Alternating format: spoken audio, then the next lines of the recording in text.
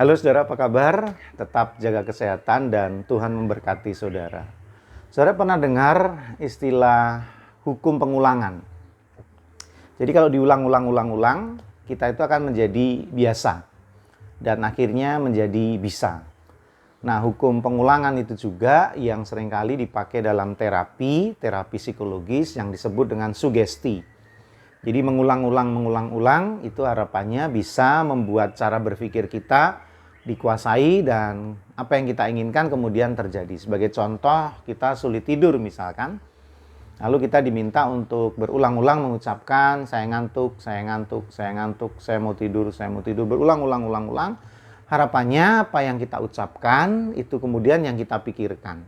Atau sebaliknya, itu yang kita pikirkan, itu yang kita ucapkan. Jadi ini kan mestinya terkoneksi, terhubung gitu, atau bisa saling mempengaruhi. Nah, yang jadi persoalan, saudara, adalah apa yang kita pikirkan, itu yang sering kita ucapkan, dan kemudian itu juga yang kita lakukan.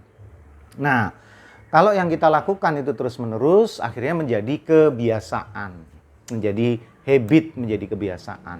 Nah, kalau udah jadi kebiasaan, terus-menerus, akhirnya menjadi sifat kita. Nah, akhirnya menjadi karakter kita. Nah, kalau udah jadi karakter kita berpikir itu adalah nasib kita.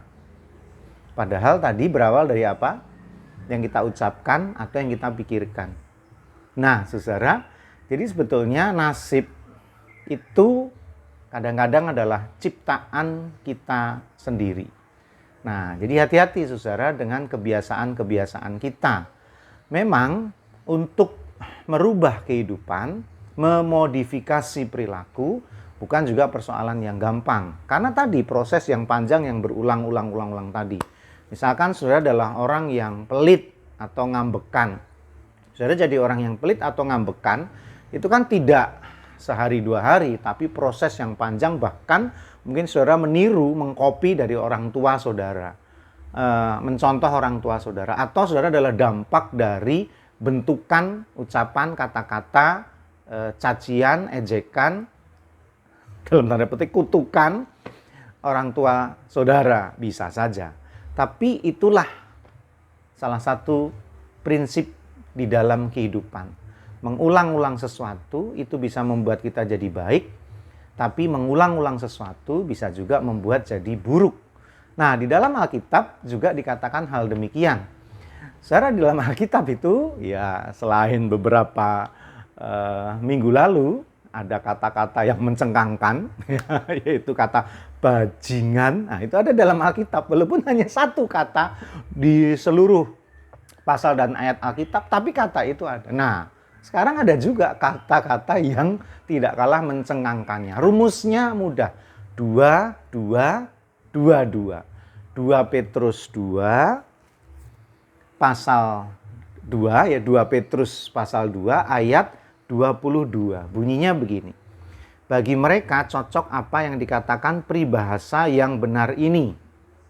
Anjing kembali lagi ke muntahannya, dan babi yang mandi kembali lagi ke kubangannya. Nah, ini adalah ayat yang ingin mengingatkan bahwa orang itu bisa melakukan kesalahan berulang-ulang.